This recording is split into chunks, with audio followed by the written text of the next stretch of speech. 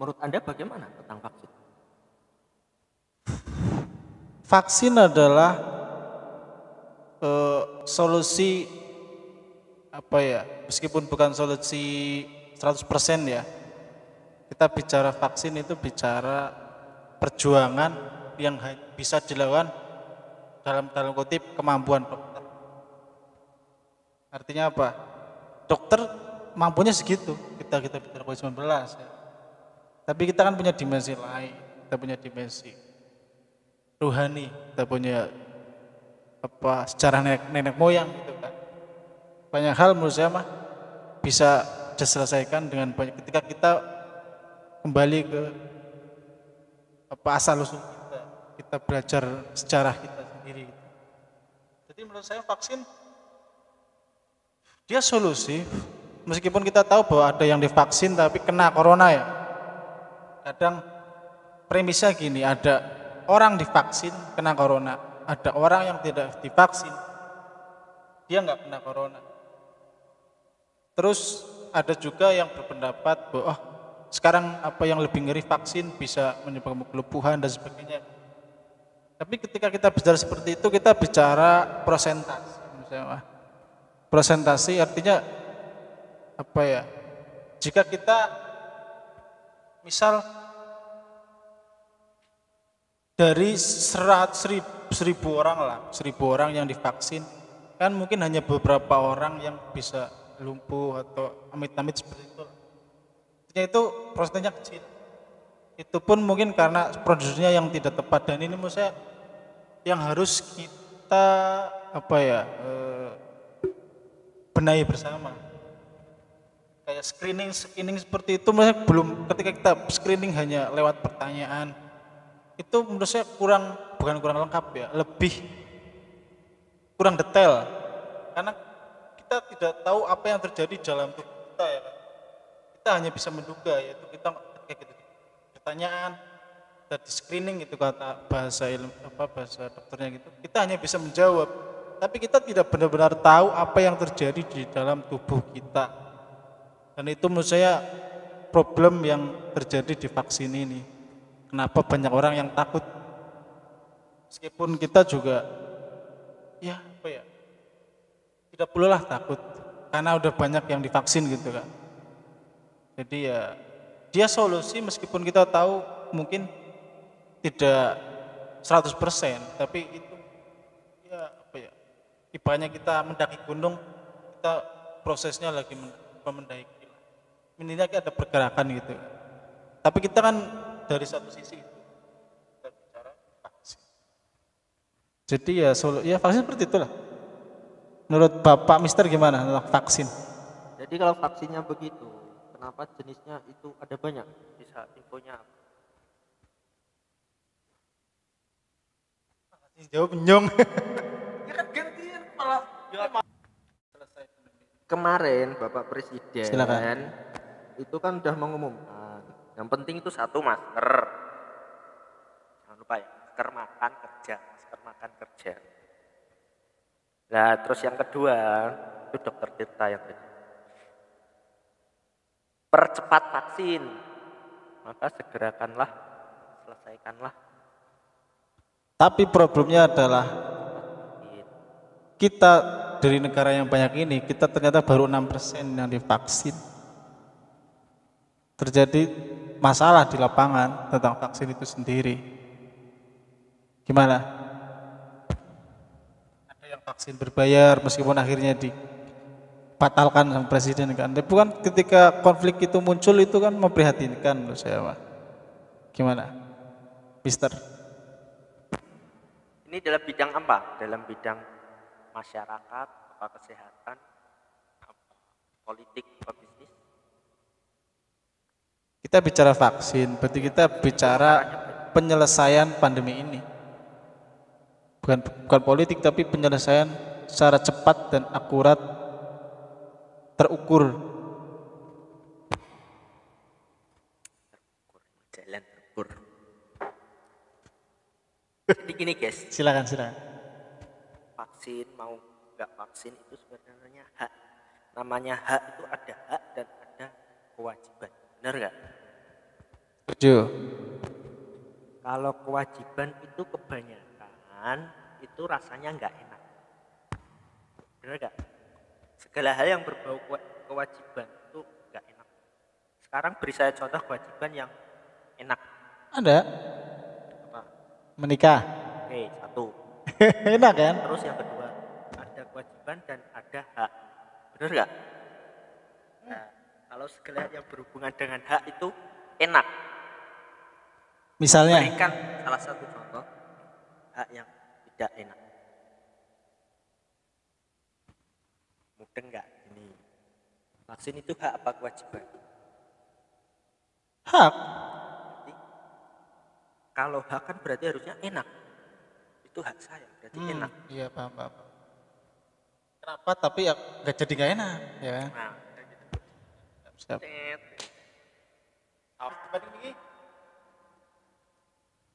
Mister Under? Ya enak. Tergantung apa ya? Pola pikir kita ya. Enak itu yang kita bicara enak. Contoh kita ketika minum jamu, jamu pahit, nggak enak. Tapi kesehatan kita enak. Kewajiban berarti ya masuknya. Kewajiban. Jadi mungkin Kalau hak yang contoh dari mungkin hak, secara kasarannya vaksin itu hak, tapi dalam tanda kutip mungkin dia lebih kayak ada rada kewajiban dikit. Contoh banyak yang terjadi kan, ketika kita nggak divaksin, ntar suruh berobat sendiri ya. oh pemaksaan ya berarti. Jadi akhirnya terjadi pemaksaan. Bukan berarti mau divaksin itu karena pemaksaan. Padahal kita Bukan butuh karena sukarela atau bukan karena ingin segera menyelesaikan pandemi atau ingin segera nggak kena COVID. kan sebenarnya kita butuh argumen yang Atas dasar jelas. apa itu? Atas dasar apa? Kenapa Anda mau divaksin? Ya menurut saya ini penting ya, pertanyaan sebenarnya penting karena banyak yang terjadi masyarakat itu ketakutan divaksin. Karena info yang terjadi di berarti lapangan ingin memberikan contoh bahwa vaksin fine. mungkin bisa ya. Fine vaksin. Tapi itu saya fine. pengalaman sendiri ya ketika saya Tapi divaksin. seandainya ada pilihan Gimana? vaksin oke, nggak vaksin oke, Anda milih. Karena saya adalah orang yang berikhtiar dan apa ya, katakanlah kita memanjat yang tadi saya bilang memanjat gunung ya kan. Ilmunya ya, ilmu kedokteran ya kan. Meskipun saya tidak 100% bukan mempercayai sih kayak berjuang apa 100% mungkin tidak menyelesaikan, tapi kan itu ikhtiar. Jadi saya ikut dalam konteks itu ya. Dalam konteks ikhtiar. Vaksin. Tapi ketika kita bicara efek samping, kan kemarin saya divaksin. Sekarang posisimu di sini divaksin, sementara yang di kampung divaksin nggak? Divaksin bertahap, mulai. Masalahnya yang terjadi adalah Bersedia dan mau. banyak yang mau dan banyak juga yang tidak mau. Karena informasi yang terjadi di lapangan, infonya itu tidak jelas. Artinya yang seperti kita kembali ke pertanyaan Bapak, apakah ini hak atau kewajiban? Menurut saya kita harus menggaungkan informasi ini. Maksudnya menggaungkan informasi yang benar tentang vaksin. Maksudnya jangan menakut-nakuti, juga jangan langsung vaksin itu kan. Juga misalnya proses screening juga menurut saya kurang detail. Kenapa? Karena kita kan cuman kita hanya ditanyain doang ya kan. Sementara kita tidak tahu tubuh kita. Kamu punya penyakit dalam enggak misalnya. Ya kita kalau riwayat penyakit dalam kita mungkin ada yang mengalami tahu lah. Tapi kita untuk sekarang hari ini kita nggak tahu. Untuk proses itu kita butuh medical check up. Benar ya? Ini yang menurut saya luput dari screening itu. Berarti screening itu kan harus medical check up, bukan hanya tanya gitu ya. Ya menurut saya iya, karena biar kita lebih plong. Karena masalah butuh plong. Misal kita ditanya screening nih, Bapak punya riwayat screening itu cuma ditanya, kan tidak ditanya. bukan dicek apa. Ada ya, cek darah, terus tensi ya kan. Saya belum pernah. Kemarin kan saya vaksin, cek darah, terus apa tuh, tensi, terus ditanyain punya riwayat penyakit enggak, punya efek apa tuh obat enggak gitu. Tapi hanya pertanyaan kita untuk hari ini kan kita nggak tahu mungkin kita sakit apa lah, itu yang bikin orang was-was kan. Sementara apa influencer ngomong kita harus up, kita harus ayo kita coba, tapi kita akhirnya orang jadi ambigu ya, jadi kayak ragu-ragu. Mungkin itunya lebih ke pengen plong dulu nih, oke lah saya plong, saya sehat nih, saya siap. Berarti sudah yakin kalau memang divaksin bisa menyehatkan. Menyehatkan mungkin enggak, tapi lebih ke antibodi ya.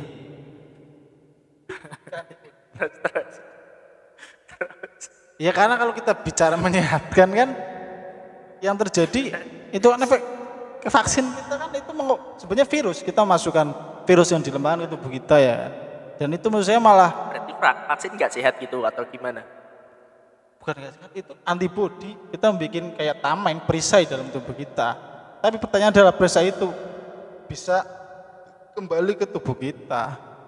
Mungkin itu sih yang bisa saya jawab di Pak podcast Berarti hari sebuah ini. kesehatan ya, sebuah penemuan kesehatan baru gitu atau gimana? Sebagai upaya membuat antibodi supaya kuat melawan virus.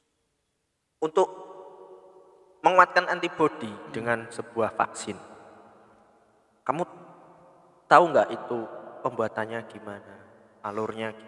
Nah itu Kalau tahu jelas nggak? saya tidak tahu. Makanya maksudnya ini yang terjadi di lapangan kan. Tahu kan? Makanya kita Kamu bisa menjawab ya harus tahu. tidak semua hal yang harus saya tahu kan. Ini Seperti ikhtiar satu- kedokteran. Satu vaksin Sinovac, ini sumbernya Dari mana, pembuatannya. berasal dari mana? Itu yang pertanyaan menarik ini karena saya juga termasuk yang nggak tahu. Berarti saya salah orang tanya ini. Bukan salah orang, ya nggak mungkin saya bisa jawab hal-hal yang bersangkut dengan kedokteran kan saya nggak punya disiplin ilmu untuk itu, ya kan? Jadi ya Berarti terima ya, terima ini, terima Jadi- beres. Pokoknya vaksin beres sudah gitu. saya terima beres, tapi sebenarnya ada rasa kayak waspadanya ada. Cuman ya itu yang pertanyaan Bapak sebenarnya menarik kritis Bapak ini. Dan menurut saya ini menjadi pertanyaan kita semua. Karena pertanyaan Mister bahwa Mister ini menurut saya kritis dan itu bagus untuk depan kita ya. Tentang alur vaksin itu gimana, emang kita tidak jelas dan kita benar-benar tidak tahu detailnya kayak apa ya. Dan menurut saya masalah itu tuh perlu tahu itu. Terus kayak apa, proses screening yang juga saya kurang akurat sih, kurang detail, itu juga bikin masyarakat juga ambigu ya. Perlu detail lagi biar dia masyarakat banyak yang plong gitu. Mungkin saya setuju juga dengan Mister ya, untuk kali ini ya tentang bicara vaksin. Memang kita perlu tahu detail asal usul vaksin ini gimana, prosesnya gimana, terus proses screeningnya juga detailnya gimana, menyangkut medical check up dan lain sebagainya. Jadi biar masyarakat dia tenang dan tidak takut. Sementara yang terjadi hari ini kan kita hanya proses cepat dan proses katakanlah hanya di permukaan. Sementara Kalau memang terima vaksin, kenapa nggak milih yang harganya mahal? ya itu pertanyaan besar menurut saya, ini penting. Kenapa kita lebih memilih vaksin Sinovac yang gratis ya? Sementara ada vaksin yang katanya tingkat akurasinya bagus. Ya seperti kita tahu lah, apa ya, kayak Misal disuruh bayar, mau pilih yang mana? suruh Atau bayar. misal semua vaksin itu gratis, mau pilih yang mana? Karena saya juga apa ya, bukan masalah pilih-milih ya. Ini lebih ke Iya, apakah suruh milih aja yang mana yang mau divaksinin. kita kan yang digelarakan di Indonesia kan vaksin Sinovac. Bener nggak? Bukan, Sinovac dari Wuhan. Yang gratiskan di Indonesia itu Misal vaksin Sinovac. yang lain-lain, Sinovac, AstraZeneca, itu gratis, itu kamu pilih yang mana? Kalau gratis. Ya kalau misal disuruh milih ya, kita pasti akan lebih milih yang akurasinya lebih tinggi kan. Harga atau Tapi akurasi? pertanyaan saya ini saya masuk akal, saya paham pertanyaan Pak Mister. Semakin tinggi akurasinya itu harganya semakin mahal. Oh, Bener nggak? berarti mau pilih yang Sinopharm paling mahal kalau nggak salah.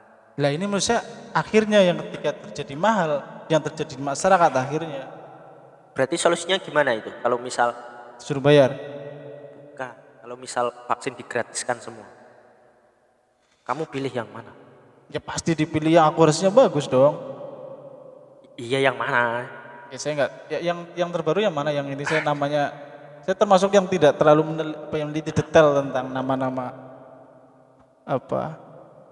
vaksinnya. Ada yang bagus Jerman katanya. Sinovac yang paling mahal. Moderna kan udah keluar kemarin. Oh, Moderna. Ya karena saya orang awam dan tidak tahu ilmu kedokteran, Berarti ikut aja ya, ikut yang Sinopharm ya. ikut kalau disuruh milih apa ikutan nih? Disuruh milih ya pasti akurasinya tinggi dong kalau saya. Itu aja sih. Padahal akurasi tertinggi itu buatan negara lain. Negara lain. Sementara posisi COVID ini tiap negara beda-beda. Paham maksudnya? Jerman, China, Jepang, Vietnam, Indonesia tuh COVID-nya tuh Gejalanya beda-beda. mutasinya tuh beda-beda. Paham. Kalau mutasinya beda-beda, kenapa yang dipakai kok Dari yang Cina. dari negara lain? Kenapa enggak dari negara Indonesia sendiri? Vaksin apa tuh kalau negara kita? Indonesia punya corona. Kenapa yang dipakai malah coronanya negara lain? Kenapa enggak dari Indonesia sendiri? Vaksin Nusantara. Itu pertanyaan itu sebenarnya bukan harusnya tidak ke saya. Itu pertanyaan itu ke pemerintahan. Kenapa mereka memilih yang dari luar bukan dari Indonesia? Sementara saya kan sebagai orang awam di sini cuman bisa mengikuti ya kan. Pendapat. Ya pendapat saya ya kalau logikanya kan ya logika yang seperti Bapak, kembali ke pertanyaan Bapak. Oh, kenapa? berarti tidak percaya diri negara Indonesia ini. Bukan tidak percaya diri. Ya misal kayak gini ya, kita kayak seperti Bapak Pemimpinnya bilang. nggak percaya gitu, nggak percaya kepada rakyatnya yang bisa menciptakan sebuah penyelesaian global. Ya menurut saya itu kita emang dari dulu problem Atau memang ini sebuah settingan, sudah disetting. atau kalau itu apa? Kalau pemikiran apa? Teori konspirasi seperti itu emang kita harus Sudah disetting atau emang otak-atik gadok. sebuah kemurnian? Mungkin awalnya murni ya, tapi karena banyak kepentingan akhirnya terjadi kayak penumpukan kepentingan. Contohnya virus corona lah, itu kan penumpukan kepentingan. Bansos awalnya bisa jadi Terus. ketika kita bicara seperti ini kita kan luber kemana-mana, Iya, politik dan sebagainya. Dan saya kan tidak ingin jauh ke situ. Kita hanya stagnan di sini aja kan di pertanyaan kenapa kita lebih memilih vaksin dari luar sementara kita kan ahli-ahli kita ada yang bisa bikin kan vaksin Nusantara ya.